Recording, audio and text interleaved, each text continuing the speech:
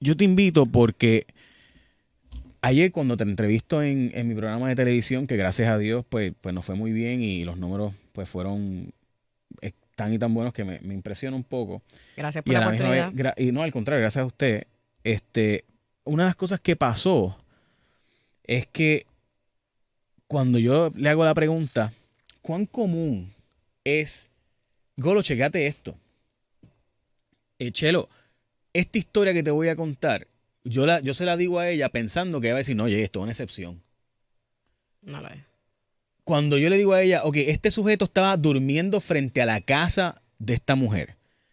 Dormía en el techo de la casa. Le puso cámaras en el cuarto. O sea, le echó agua al tanque de gasolina para dañarle el carro, cosa de él arreglárselo para entonces él ser el héroe y que ella tuviera que llamarlo a él. Llegó a la casa y cuando vio que otra persona estaba arreglando el carro, le dijo que tenía 5 minutos para irse de la casa al sujeto o se iba a formar un problema. Todo esto yo le cuento a ella y le digo, vuestro honor, yo presumo que esto es algo bien fuera de lo común. Este sujeto era alguien fuera de común. Y ella me dice, no, esa es la norma. Yo no podía creerlo. Y le pedí que viniera hoy y gracias a Dios, pues la rama me la prestó para que venga a contarnos las cosas que ocurren en las salas de familia cuando se va a pedir una orden de protección. Porque si esto es normal, Puerto Rico, eso está mucho peor de lo que uno se puede imaginar. Eh, En ¿Cuán efecto. común es eso? Y me gustaría que nos Eh, contaras casos dentro de lo que puedas Voy a hablar contar. sin decir los nombres de las partes y en efecto es que lo que vemos es una tragedia detrás de la otra. O sea, este caso, por el desenlace que tuvo, ciertamente públicamente ha estado discutiéndose hasta el más mínimo detalle, pero yo en sala tuve experiencias muy similares con esto y como comentaba, el que le tumban los breakers a las víctimas para que salgan precisamente a encenderle, el que le quitan generadores, el que le hacen daño a los frenos de los vehículos, a los cristales, a la toma de gasolina, a la de agua. Todos esos escenarios yo los tuve, hechos que vi en la sala. Yo estuve en dos salas, estuve en Caguas y estuve en San Juan. Vi esos hechos, yo vi hechos en los que la persona peticionada, en este caso hombre, le controlaba el acceso a la residencia con un código de seguridad, el que la persona tuviera que llamar a la persona cuando iba a salir del trabajo para tomarle el tiempo y si se tardaba más de 2 o 3 minutos porque había un tapón, había accidente, llegaba al lugar donde estaba porque tenía GPS el vehículo. Yo tuve casos donde se le habían instalado hasta 8 GPS a una víctima, a una sola víctima. Tuve que le ponían pega a la mascota de la persona. Y esos casos, ¿verdad? Interesantemente, no tienen el elemento de agresión física, que es el que normalmente las personas piensan que es el único o es el más peligroso. Y esto como la hipervigilancia, los controles de las entradas y salidas, de las redes sociales, del celular, que se da muchísimo, ¿verdad? A través de la tecnología, por lo avanzada que está la tecnología, hay Perdona, muchas pero es maneras de que abusar de ella. para saber cómo que ponerle pega a la mascota. O sea, perdona, es que yo soy tan y tan Pega dog de lover. madera en los ojos de la mascota. Y la persona le decía, no le agredía a ella, pero qué intimidación más fuerte que a tu mascota, que en la mayoría de las personas se convierte en un miembro de su familia, le pongan pega en el perro, que es tu mascota. O sea, las tragedias que yo vi una tras de la otra, y te digo, y esto así, Pero 50 perdóname, por semana. y No te esa, estamos hablando de uno que ustedes están uno al mes discutiendo. o sea, que O sea, lo la que no, cantidad es un volumen muy alto de casos que se ven, y particularmente en estas dos regiones donde yo estuve, con hechos terribles. Y esto es lo que bu- manejamos todos los días en los tribunales. Y así te o puedo sea, dar no, otros no, me ejemplos. interesa que hablemos de ejemplos, pero vuestro honor, me perdona, ¿verdad? Pero para yo entender, o sea, si una jueza escucha que le están diciendo que hay un caso donde le ponen pega a la mascota para o sea, hacerle un daño permanente, la jueza de inmediato lo refiere a fiscalía o algo así A cuando la escucha. policía se activa. Si no se ha activado la policía y no se ha realizado la querella, y déjame aclarar esto, ¿verdad? La persona que quiere solicitar una orden de protección no necesita hacer una querella criminal. Puede ir directamente al tribunal porque esto se trata de un procedimiento civil. Si la persona a su vez interesa querellarse criminalmente, puede acudir a la policía para que se inicie una investigación criminal o en ese mismo acto puede iniciar ambos procesos, el proceso de la orden de protección y el proceso de investigación para la erradicación de cargos criminales. Si la persona llega al tribunal porque no fue a la policía anteriormente y solicita la orden de protección solamente en ese momento, definitivamente una alternativa del tribunal ante esos hechos, como te digo, que estoy hablándote de hechos reales, es activar, en este caso, en la sala especializada de San Juan, tenemos un agente enlace. Desde allí mismo se le puede coordinar con la gente para que se le tome la querella, se investigue y tenemos entonces que activar a la fiscalía, que es quien en última instancia autoriza o no la erradicación de cargos penales. Pero es parte de lo que hacemos cuando no la persona opta por la vía civil únicamente al principio. Si la persona va directamente a la policía, pues entonces se encargan de erradicar o iniciar ambos procesos. Así que sí, es parte de lo que hacemos constantemente en las salas, identificar si hay que referir a la policía y a la fiscalía para que comiencen la erradicación de cargos criminales. Y de hecho, es algo que hacemos constantemente.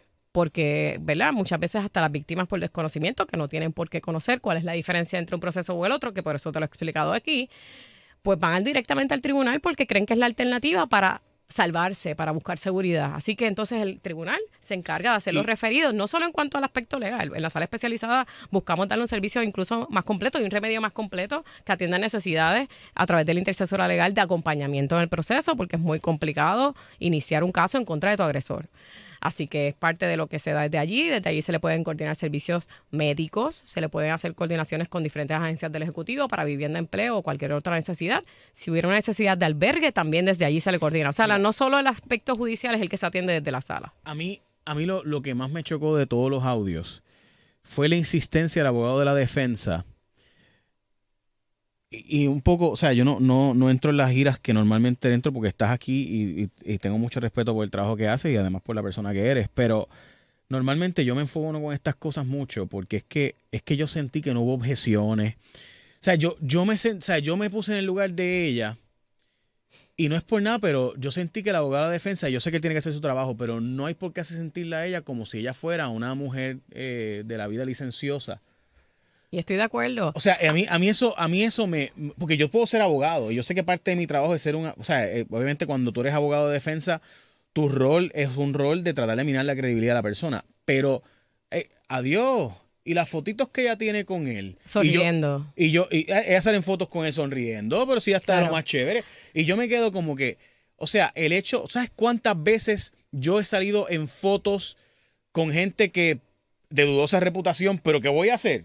O sea, pues ella de hecho, ella dijo abiertamente que ella trató de hacerle ver a él como que, mira, podemos quedarnos como amigos para evitar la peligrosidad una vez ella se entera de que el sujeto tiene un historial previo de convicción, porque ella no lo sabía antes, de hecho. Entonces, ver que el abogado de la defensa repetidamente en 2 vistas está hablándole de que, bueno, pues ella volvió con él, pero ¿cómo le vamos a poner una orden de protección si ella volvió con él? Pero ¿cómo le vamos a poner una orden de protección si ella está en lo más sonriente en esas fotos con él? Entonces yo me quedo como que,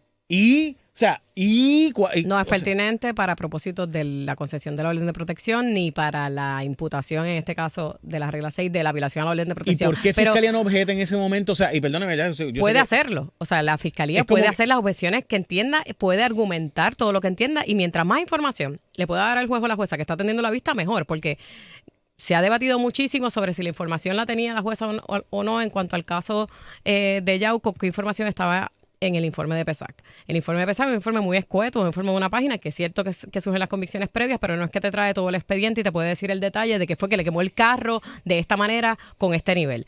Eso la fiscal lo puede tener y lo puede presentar en sala como parte de su argumentación. Definitivamente, lo de la defensa es algo que también ocurre y también tengo que decir que esa ha sido también mi experiencia.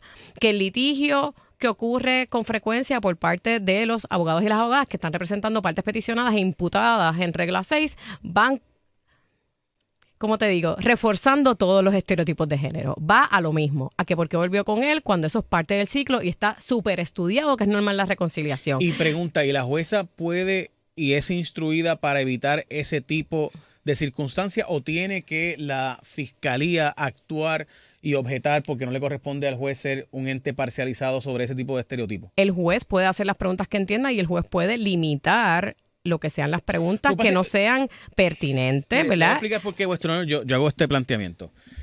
Es que a mí estas cosas me molestan, porque es que yo tengo familiares que han pasado por cosas terribles y me molesta. Porque le voy a explicar brevemente. Cuando ayer yo escuchaba esos audios, yo me ponía en el lugar de esa muchacha que en paz descanse, de Liné.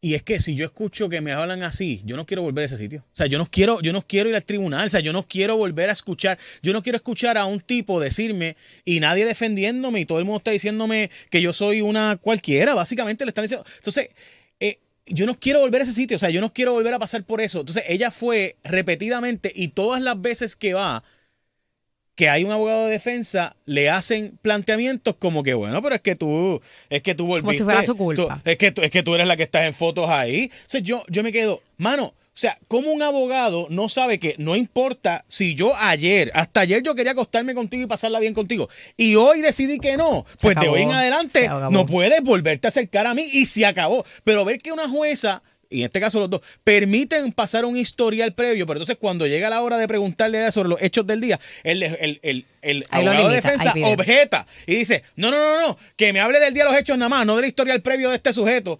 Habla, linda. Entonces, y ver que la jueza le permitió eso, y perdóneme, ¿verdad, vuestro honor? Pero ver que la jueza le permitió limitar y dio con lugar esa objeción para que solo se hablara, ella solo podía hablar del día de los hechos. No de la historia del previo, pero cuando él fue a preguntar, le preguntó de toda la historia del previo. Le faltó preguntarle por cuántos hombres había salido en esos tiempos y me perdonan, ¿verdad? Pero es que me indigna. Y se puede controlar y yo creo que, ¿verdad? Y hay que mirarlo de todos los roles y de todos los componentes. En efecto, Fiscalía tiene un rol importante, como dice, no escuchamos ninguna objeción en este y todos los casos. Yo he escuchado atrocidades peores de las que son las argumentaciones en ese caso. O sea, yo he escuchado abogados que han planteado como parte de su argumentación, por ponerte un ejemplo, como te comenté de hechos, que me han planteado que si fuera por decirle gorda y fea a mi mujer, yo también tendría una orden de protección y que por eso no hay elementos para una orden de protección. Eso, y cuando uno identifica ese tipo de argumentación, uno puede llamarle la atención y educar a ese abogado en lo que es perspectiva de género y en que eso está contenido dentro de las protecciones de la ley de violencia doméstica. Pero ciertamente todos tenemos que tener un rol activo en la intervención de estos asuntos. Y como lo decía ayer, la profesión legal tiene que remirarse sobre todo en el litigio. Hasta ayer también tuvo un caso, hasta ayer, hasta que estuvo en sala recientemente, donde todavía el abogado dijo, porque estaba vestido así, y no puede continuar siendo ese el discurso de que se lo buscó, de que la víctima tiene la culpa, de que la víctima nunca lo tiene. Perdóname, que una mujer estaba buscando una orden de protección y el porque durante los hechos estaba vestido de determinada manera. El abogado de defensa le preguntó por qué estaba vestida así o asado para justificar el acto de su cliente. Sí. Esto ocurre también. Y uno, obviamente, hay maneras, a veces lo puede anticipar, pero a veces no. Y le tengo que interrumpir, y odio hacer esto porque obviamente tú eres tan elocuente que no me gusta, pero y no puedo hacer, ¿sabes? Y como un juez, obviamente sé que me estás diciendo que tú sí lo haces, pero ¿cómo yo permito eso? Y si yo tengo una orientación, yo ¿sabes? Porque si no me equivoco, desde el 99 se da los adiestramientos de perspectiva de género a los jueces, especialmente a los que tienen esta sala. Pues vamos 20 y pico de años con esto, o sea, casi 25 años ya con este tipo de adiestramiento, y yo permito que hagan eso con una persona que está allí buscando una orden de protección y permito que la traten como si fuera una cualquiera. Es que no tiene sentido. Y yo tengo, y esos jueces que están en esa sala son adiestrados desde hace 25 años en perspectiva de género. Y lo continuaremos haciendo y seguiremos reforzando estas capacitaciones para que los jueces y las juezas sean más activos y activas en lo que tiene que ver la intervención y no descargarlo únicamente en la fiscalía, en los casos de, en este caso, procesos penales.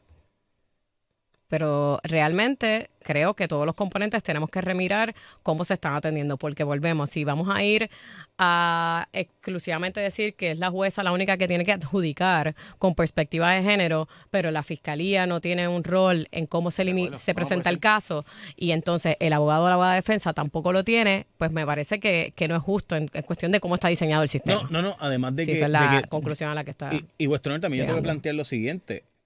O sea, yo, abogado de defensa, tengo un deber de defender a mi cliente con sus derechos constitucionales. No tengo un deber o derecho de humillar al, en este caso, denunciante, ¿no? La persona que está denunciando. O sea, ¿de dónde sale el derecho de que yo puedo maltratar al testigo? Porque yo veo eso... Claramente, de ningún sitio. Pero a mí en la escuela de derecho no me enseñaron eso. Eso es una mala práctica del derecho que todos, y mala mía, que siempre que voy al tribunal, que no fue muchas veces y no ha sido muchas veces después de eso, gracias a Dios, pero siempre que fui, siempre el testigo es un testigo hostil. Es como que, o sea, no podemos buscar la verdad. Hay que buscar amedrentar al testigo para que se turbe, para que se equivoque. O sea, aquí no hay una posibilidad de... O sea, eso es como, si yo soy juez, yo tengo... Y aquí ¿verdad? Se me está yendo la mano, maybe. Pero si yo soy juez, yo puedo decir, mire, no tiene que gritarle.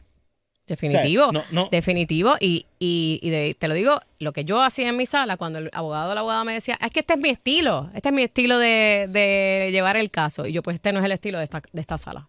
Así que aquí tiene que modular su tono, tiene que bajar el volumen, no se puede mover del podio y esa pregunta no se la vamos a permitir. Y no se la vamos a permitir porque detrás de esa pregunta lo que está es implícito que usted sugiere que porque esta persona estaba vestida de determinada manera, por ponerte ese mismo ejemplo, es que se lo buscó, es que es culpa de ella que lo provocó. Y eso definitivamente tenemos que ser más activos porque esto es dentro y fuera del tribunal pasa lo mismo. Así que...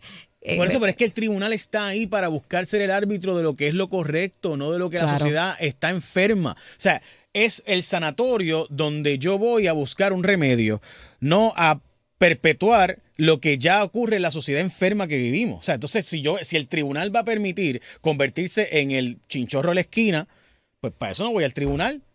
No, y la buscar realidad justicia es en que mis lo que manos. te digo es que todos los días estamos capacitando sobre esto. O sea, las capacitaciones que recibimos los jueces y las juezas son continuas sobre cómo entender el trauma de estas personas, sobre cómo estas declaraciones no son tan específicas y organizadas en cuestiones de la memoria.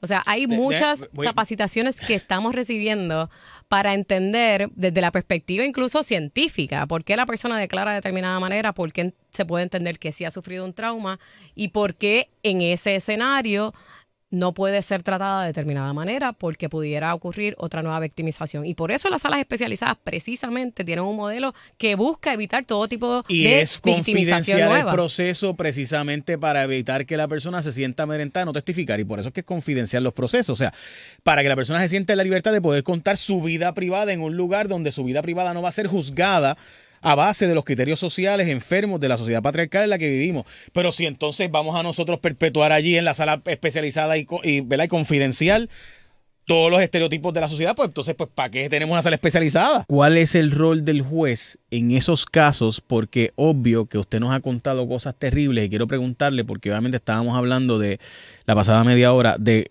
el nivel de peligrosidad que ustedes observan cuando llegan las alegaciones de una persona pidiendo una orden de protección.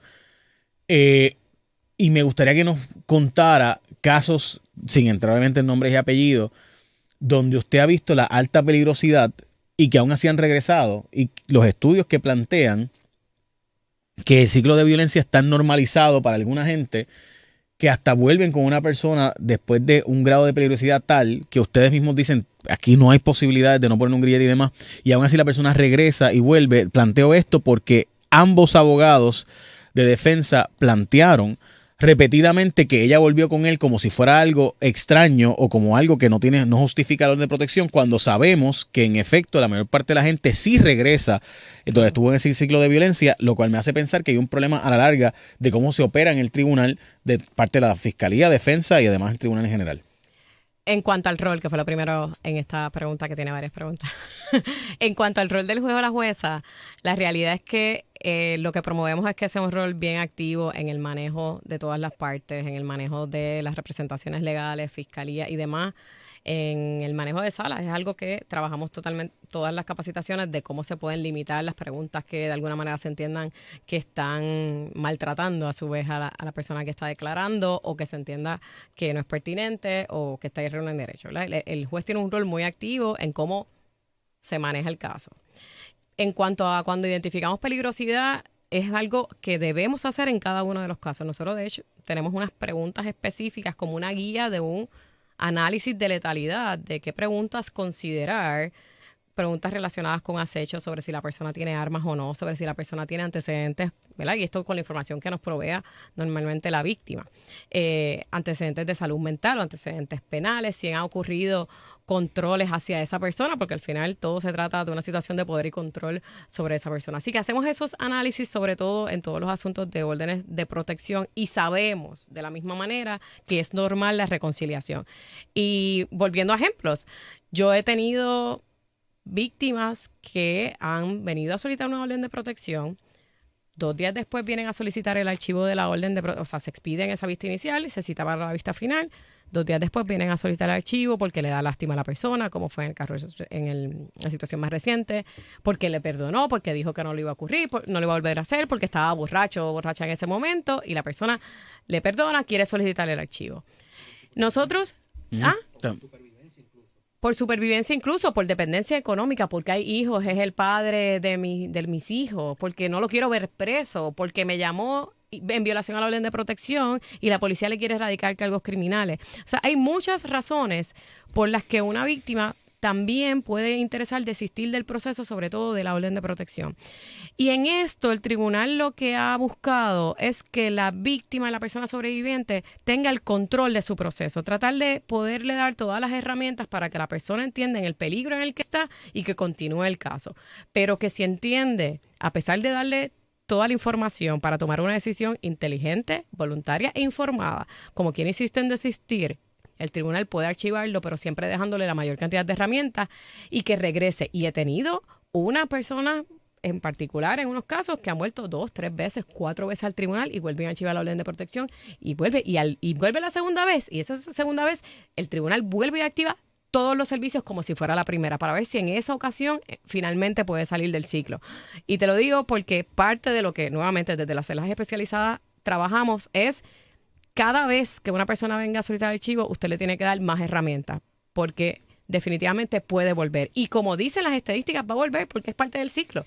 Vuelve y ocurre la fase de la tensión, vuelve y ocurre una crisis con una agresión, o, ¿verdad?, ya sea física, verbal o sexual, y vuelve entonces a la reconciliación, pero en esa fase de agresión es que puede volver. Y a veces esa fase dura una semana, como puede durar 2 años. Pero el tribunal siempre está disponible para volverla a recibir, volverla a orientarla, volver a acompañarla y volverle a darle todas las herramientas. En el caso más reciente de Yauco hemos discutido con mucha énfasis la vista de regla 6, pero tengo que decir que la vista del 26 de septiembre se atendió en la sala especializada y vemos cómo en ese caso, aunque obviamente no ha sido lo que se ha resaltado, el juez o la jueza se tomó el tiempo de explicar, el juez en este caso, de tomar su determinación, de explicarle por qué en efecto el llegar a la casa de una persona y decirle, esta persona se tiene que ir en 5 minutos, es maltrato y está protegido por la ley 54, y el juez se dio a la tarea de explicárselo al abogado que recientemente había hecho un planteamiento de que no estaba cobijado por la ley 54. Así es que sí se hace, ¿verdad? Y por eso es que es importante tampoco generalizar a que porque lo que ocurrió en el caso de Yauco se interprete que todo el mundo se quedó en silencio y tuvo el desenlace que tuvo, es lo que ocurre. En las salas especializadas es parte del diseño, que expliquemos también nuestras determinaciones, porque hay que educar y reeducar a todo el mundo, a las partes, a las representaciones legales, a fiscalía, y obviamente nosotros reevaluarnos constantemente.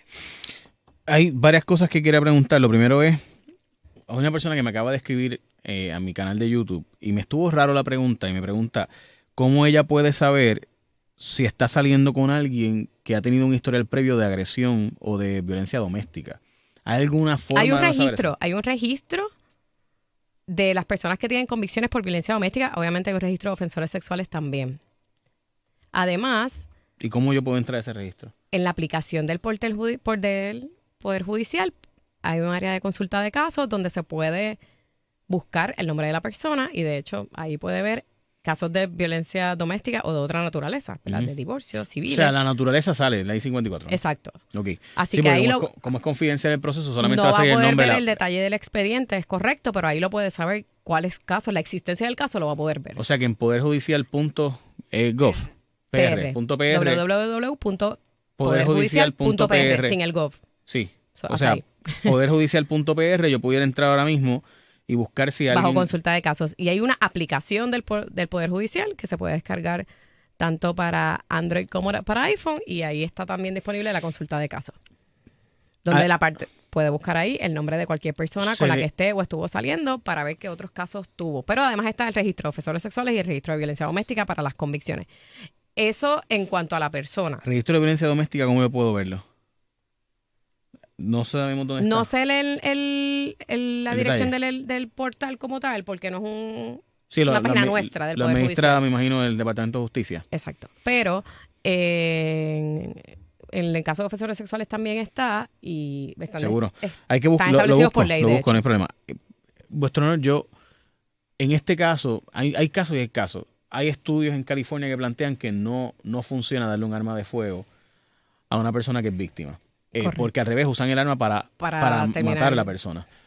Porque tú Matando a la sacas un persona. arma y no la usas, pues obviamente la probabilidad de que la otra persona sí la use aumenta sustancialmente.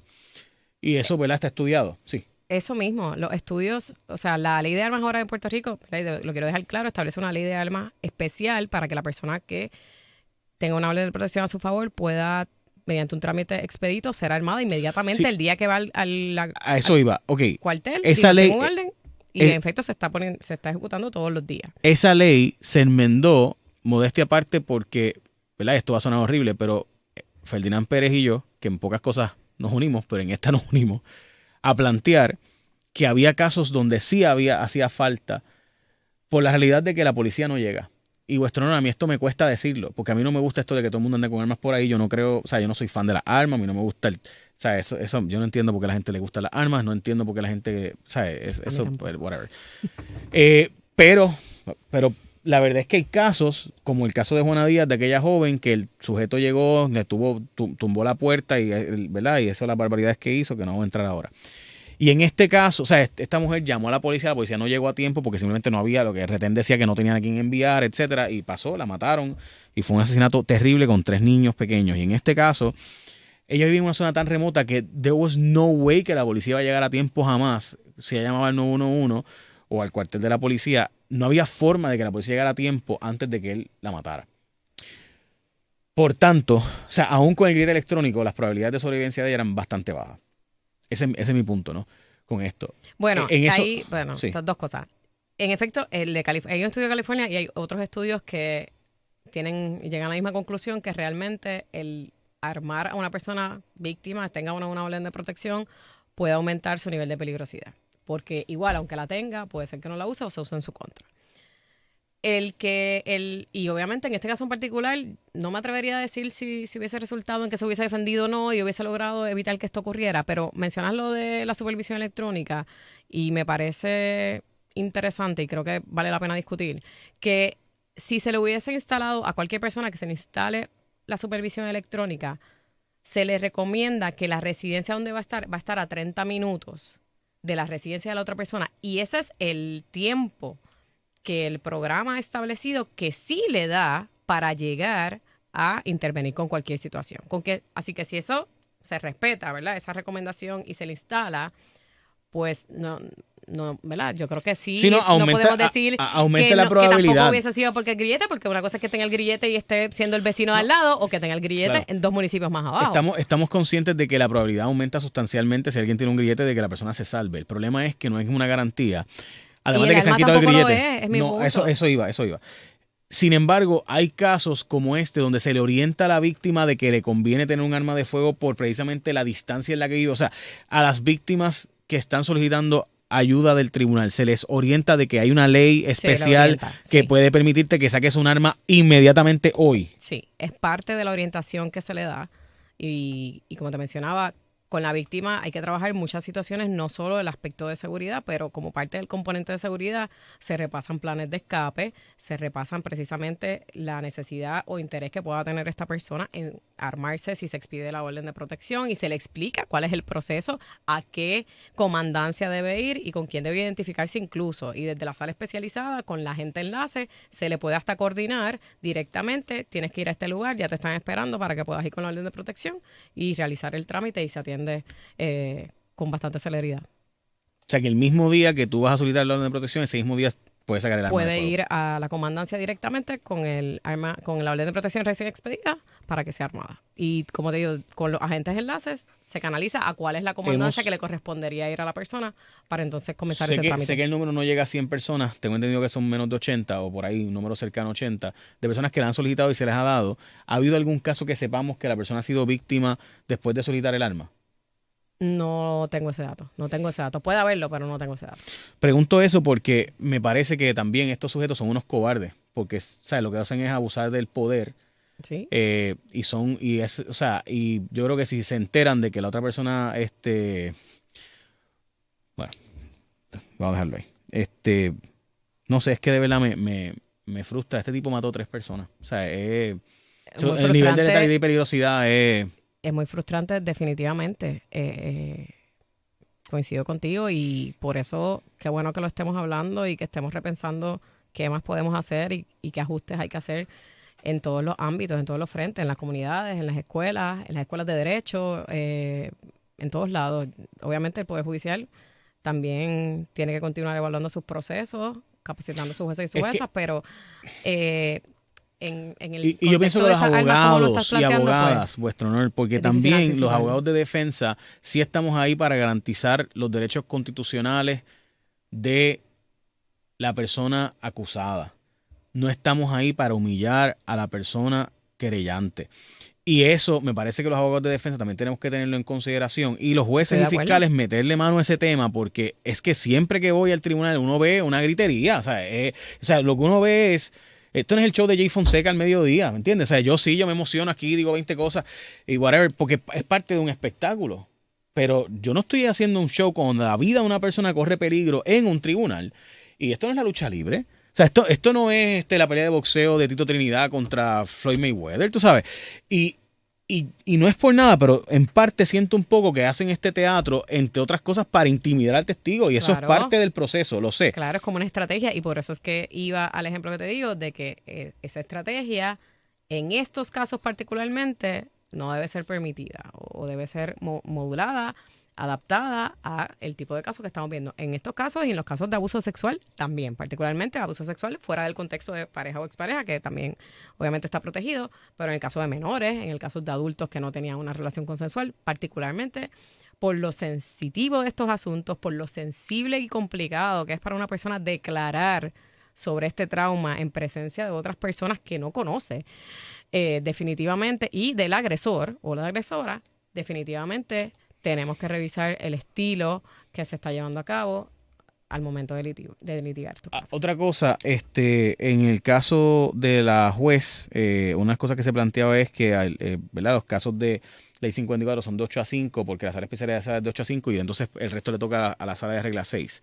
¿Hay alguna forma de que entonces todos los jueces, y yo sé que van a decir que no hay suficiente, tengan un adiestramiento sobre estos casos en particular, planteando pues el hecho de que realmente en muchos casos ¿verdad? Esto ocurre después de la hora laborable? Lo estamos haciendo. Bueno, hemos intentado que el caso llegue en el horario en que está operando la sala especializada porque la mayoría de los recursos externos con los que tenemos acuerdos, entiéndase, municipios, universidades, agentes de enlace, intercesores legales, estudiantes de psicología, trabajo social, esos componentes principalmente, las organizaciones con las que tenemos acuerdos nos los ofrecen en horarios particularmente de lunes a viernes de 8:30 a 5. Así que parte del modelo y el éxito de la sala especializada no solo va a depender del componente interno del Poder Judicial, sino de estos acuerdos y estos componentes externos.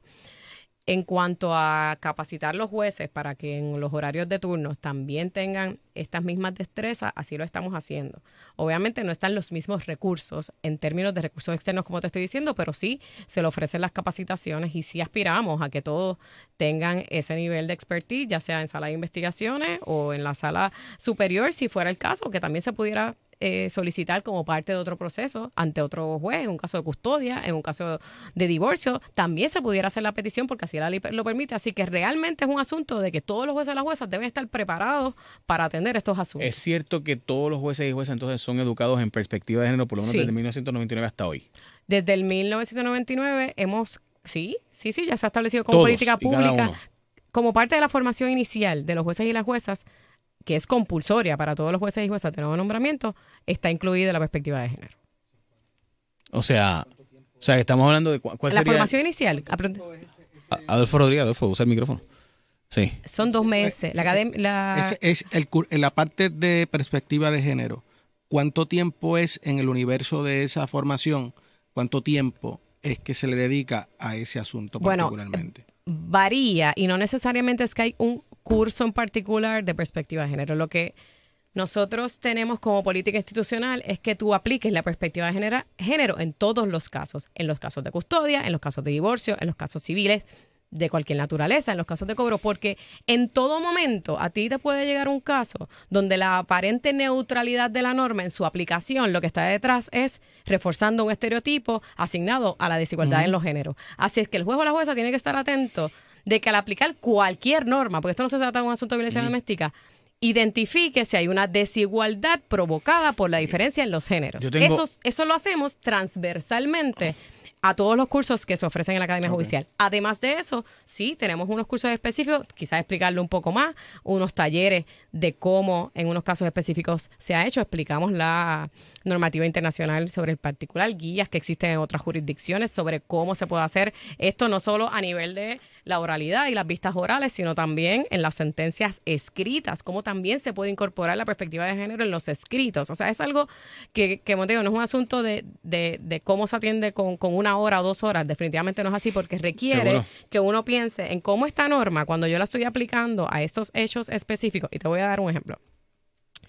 En los casos de custodia, por ejemplo, la ley de custodia compartida, que se aprobó bastante reciente, propone que como primera opción la custodia sea compartida, ¿verdad? Luego, sí, que se presuma el que debe ser compartida. Que debe ser compartida entre mamá y papá. En las jurisdicciones donde esto ha ocurrido, lo que se ha visto es que aún así en los tribunales se ha ofrecido, o se ha decidido por una custodia monoparental a la mamá. ¿Qué está detrás de eso? Que necesariamente por ser mamá y por ser mujer, que vamos al asunto de género, tiene que necesariamente cuidar mejor al menor, que le implica una responsabilidad mayor como cuidadora, una responsabilidad mayor en términos económicos y una responsabilidad social mayor de lo que en efecto se surja ser esta persona en la crianza. Y eso es un caso de custodia. Esto no es un caso de violencia doméstica. ¿Verdad? Y eso es mirarlo como perspectiva de género, requiere ver cómo yo, al estar interpretando y evaluando a estas dos personas, no lo estoy haciendo pensando en que por ser mamá lo va a hacer mejor, automáticamente. Ver cuáles son las circunstancias específicas de esas partes y los hechos específicos que te traen. Sí, quería preguntarle sobre el abuso también de la Ley 54 para básicamente obligar a la otra parte. Se alega mucho que eso pasa. Entonces, ¿cómo? Y es un mito. Y no es real. Y qué bueno que lo mencionas, porque en efecto del derecho se abusa. Yo no puedo decir que eso no ocurre. Pero ocurre y está estudiado también, y por eso para mí los números son maravillosos, porque en el término de violencia sexual, específicamente abuso sexual, se entiende que es hasta un 2.5 aproximadamente de querellas falsas. En el caso de violencia doméstica, menos de un 5%, también es el último número que vi. Así es que realmente esto es un mito, que esto sea lo que ocurre, y las personas lo siguen repitiendo como si esa fuera la norma. Y el problema es que cuando lo vemos de esa manera, dejamos de mirar el problema realmente que está de fondo y lo minimizamos porque entendemos, o partes de la premisa, las partes, la sociedad y demás, que no, que esta persona... O sea, que 95 de cada 100 casos que ocurre una solicitud de protección por una ley 54, realmente no es un abuso. Y sí, 5%, o sea, 5 de cada 100 pudiera ser personas que pudieran estar utilizándola para amedrentar o para castigar a la otra parte. Esos son los números, y obviamente no tengo el estudio ahora mismo conmigo, pero sí, eso es. Y en el abuso sexual, menos todavía. Y es todavía mayor las personas que dicen, ¿tú estás segura que eso pasó? ¿Tú estás segura que tú no lo buscaste? Sí, sí, sí. ¿Tú estás seguro que realmente no fue que pasó otra cosa o que eso no pasó así? Yeah. ¿Por qué? Porque hay que creer y creerle a las víctimas. Nuestro honor, Raiza Cajigas, licenciada, jueza, y esperemos que, pues, portavoz en adelante de la rama. Ok, Adolfo. Te quiero plantear en este tema algo que está pasando en la frontera de los Estados Unidos. ¿O quieres hablar algo del tema anterior? Porque veo que te quedaste con muchas ganas de decir muchas cosas. Yo sé, Adolfo, a mí me pasa lo mismo. Sí, no, pero... Porque uno sabe de casos donde todo eso, sí. O sea, parece que la rama, ¿sabes? Se desdobla dependiendo de quién doble. Como hemos dicho antes, todos somos iguales, pero hay unos más iguales que otros. Hay unos que obviamente se dice que las ramas, las cortes, ¿verdad? Cuando uno va a buscar que se le solucionen los asuntos. Yo recuerdo un profesor que yo tuve en la universidad que decía que uno no va a los tribunales a buscar justicia, sino a que se cumpla la ley. Y el problema es que no siempre se cumple la ley necesariamente porque, pues, obviamente hay unos muchachos que tienen la forma de buscarle la vuelta y aun cuando han sido tan abusadores y tan agresores como todo el mundo sabe, pues salen por la puerta ancha. Y en el caso particular de las mujeres, Jay, y yo estoy seguro que aquí me van a entender muchísimas de ellas y demás, y familiares. Las mujeres padecen en gran medida una situación que los hombres pues no padecemos, ¿verdad? Por lo menos mucho más cotidiano, y tiene que ver con el asunto del hostigamiento, que quizás no llega a una agresión física o donde matan a alguien, pero que la padecen todos los días, y donde hay gente que siente que tiene el poder sobre ellas y pueden decirle cualquier cosa por cualquier cosa, simple y sencillamente. Mira, yo recuerdo que incluso tenía una que hace muchísimo tiempo no la veo, me decía y maldecía, y yo estoy seguro que has entrevistado a personas así, donde han sido muchachas que han sido muy guapas y que han dicho que incluso esa belleza que han tenido ha sido una maldición para ellas en gran medida, porque pues cualquiera se sienta con la necesidad de decirle alguna barbaridad, simple y sencillamente porque pues poco importa sus capacidades, y lo único que pueden ver es simple y sencillamente pues ese asunto tan primitivo de poder tener quizás algún tipo de acceso al que sea, simple y sencillamente porque pues sienten el derecho de poderlo hacer así. Y que hay algunos individuos que, porque tienen el poder sobre esas personas, ¿verdad? Díganse jefes, díganse compañeros de trabajo con algún tipo de poder, patronos o contratistas a su vez, que tienen personas que contratan a su vez para poder realizar de alguna forma alguna labor, y que sienten entonces que tienen, como tienen el sartén agarrado por el mango en términos económicos, que pueden tratar entonces como cualquier cosa, como una lata de habichuela, a una mujer simplemente porque la tienen bajo su bota o bajo su mandato o porque son sus jefes en algunos de los casos.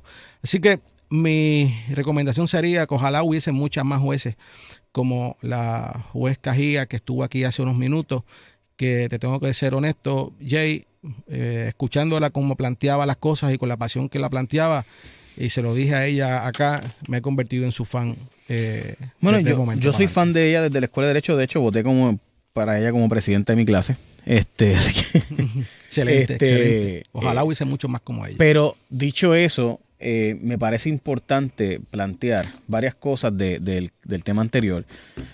Desgraciadamente no voy a poder tocar todos los ángulos que quiero tocar. Pero sí quiero decir lo siguiente como parte de lo que para mí es indignante, porque a mí me indigna. Yo escuché los audios, Adolfo. Mi nivel de ira, después de oír los audios, fue tanto que me dieron ganas de no estar en los medios. Porque, honestamente, lo único que pensé es que aquí todo el mundo tiene que sacar un arma de fuego. Me volví de repente, y yo no soy fan de la segunda enmienda. A mí no me gusta la idea de que le prediquemos a todo el mundo que se arme. Pero, o sea, ¿cómo un sistema de justicia permite que maltraten a una víctima así? O sea, una mujer va a pedir una orden de protección y el abogado de defensa y todos los abogados del país, todos los abogados, todos han dicho, el abogado de defensa hizo su trabajo. ¿Dónde sale el derecho a que yo cojo una mujer y cojo el estereotipo de que la mujer tiene que comportarse así, así, así, y que si lo denunció, pues no vuelve con él, y yo tengo que estrujarle a ella en la cara que ella lo trataba bien y que volvió en un momento dado con él después de cogerle pena porque él le dijo que tenía cáncer? ¿Dónde sale el derecho de yo maltratar y decirle cuera, que básicamente es lo que le están diciendo? ¿De dónde sale eso? Porque si yo hoy, Adolfo, esta mañana me acosté contigo y esta noche no quiero saber de ti y de aquí en adelante quiero que te alejes de mí y no quiero volver a verte en tu vida, esa es la que hay. Nadie tiene derecho, y es duro entenderlo e internalizarlo, pero ese estereotipo que se le permite aquí a los abogados de defensa por parte de los jueces, tienen que detenerlo, porque es que la víctima va allí en espera de que se le trate como un ser humano digno, y lo que se trata es de perpetuar entonces esa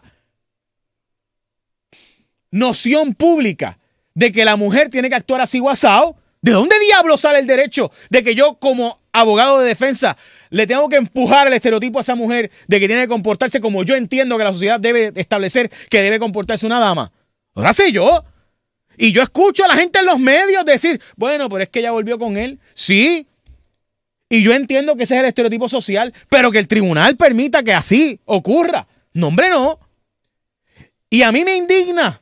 Y yo sé que para alguna gente quizás es un show lo que estoy diciendo, pero Adolfo, tanto tú como yo sabemos de casos de personas con contactos políticos que salen por la puerta ancha como si nada, sabiendo nosotros que el GPS es evidente, porque no puede ser casualidad que todo el tiempo sepan dónde está la víctima.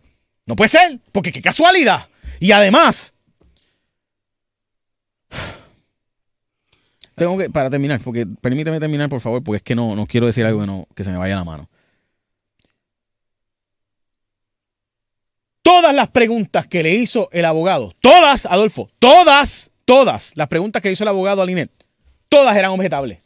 Y la fiscal guardó silencio porque se ha normalizado, porque el estereotipo incluye a la fiscal y la jueza no detuvo al sujeto. Todas eran de cosas impertinentes sobre el asunto de que ella de hoy en adelante no quiero estar con él. Se acabó y que él le dije que no volví. Tengo una orden de protección. Tengo una orden de protección que dice que no puedes volver a acercarte. Llegas a mi casa, me bloqueas la salida, cierra la llave de paso, te cogemos mi hermano y yo porque fuiste tú el que lo hizo.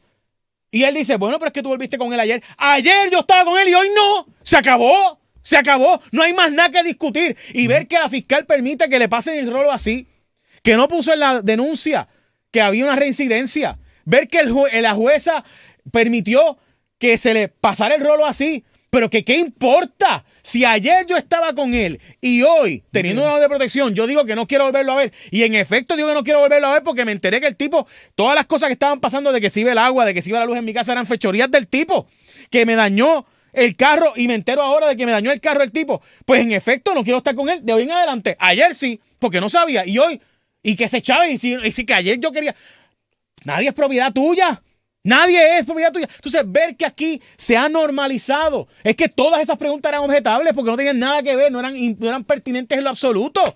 Yo tengo una orden de protección válida y este sujeto se acercó a mi casa, me tumbó el agua. ¿Qué diablos importa si volví, si no volví, si me acosté, si no me acosté, si me gustó, si no me gustó? ¿Qué importa? Nada de eso importa. Yo voy a decir lo siguiente. Los abogados de defensa no están allí para humillar a nadie, ¿verdad? Se supone que ellos estén defendiendo a su cliente, como le quieran decir, pero no para humillar a nadie. Y le rigen unos cánones de ética a su vez y todo lo que todo el mundo y yo sabemos. Pero aquí se ha permitido de alguna manera la institucionalidad del maltrato y el abuso por parte de algunos individuos que porque son hombres, porque se sienten lo suficientemente machos, creen que pueden ser el tipo más poderoso contra cualquier persona porque incluso el sistema los protege. Tú y yo conocemos individuos aquí que se han visto y que incluso se han exhibido por las calles por ahí como si fuesen unos grandes señores porque tienen apellidos rimbombantes o porque tienen apellidos exóticos, donde se dedican a abusar de mujeres todos los santos días, donde se dedican a decirle barbaridades a las mujeres todos los santos días. Casi siempre después de que se dan 2 o 3 pases. Cada vez, la verdad también. Así es, así mismo es. Y uno se da cuenta y lo ve, sí, y uno es estúpido. Y están metidos en, vamos a decirlo, están empericados todo el tiempo y por la noche y se meten 4 palos y piensan que son Superman. Y que entonces tú le vienes a decir a mí que al final del día, después que abusaron de esa mujer, que sabe Dios todo el maltrato psicológico que ha recibido, porque un día, para protección de ellas mismas, porque incluso han vuelto a ese ciclo, Jay, porque incluso piensan que si yo vuelvo de alguna manera se apacigua el tipo que está demasiado loco y puedo sobrevivir una noche o puedo sobrevivir un tiempo. Y vamos ahora también a simple y sencillamente a justiciar a la víctima. Y no solamente es que la justiciamos en el tribunal, es que cuando sale del tribunal hay 5 cámaras, porque el tipo también tiene acceso a los medios, y hay 5 cámaras para entrevistar y decir cómo esa persona ha sido lo más porquería del mundo. Y dedican programas de televisión también para decir lo porquería que son esas mujeres.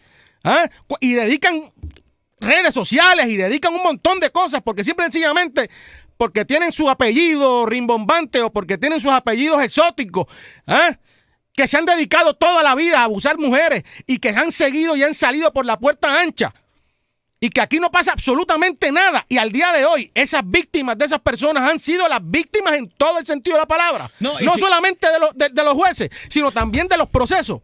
Y si demandan, es que esto es una buscona, está buscando chavos. ¿Y qué se supone que haga? ¿Qué se supone que haga? Porque es que esa es otra. Pues si el sistema no te ayuda de ninguna forma, si no te dan la orden de protección de verdad, si te la quitan, todo lo que eso conlleva, pues ¿qué tú vas a hacer? Pues, mano, ¿sabes qué? Voy a tener que buscar entonces por lo menos resarcir mi daño para poder irme para el cara de este país, para poder irme de este país, porque no puedo tampoco. O sea, no pueden vivir aquí. Y uno lo sabe, y uno sabe los casos, y todo el mundo sabe los casos que estamos hablando. Y hay unos que me consta, otros que no. Pero obviamente, Adolfo. Mira, hay lo que tú hablas de los GPS. Yo supe sacar GPS de carros, de gente, precisamente de ese individuo que te estoy diciendo. A mí nadie me lo contó y en el tribunal decían que trataban de locos y de locas a la gente porque decían, hablando de los GPS. Y salían por ahí como por la puerta ancha y la persona mala era la abusada. Por Dios. Eso, ¿sabes? No.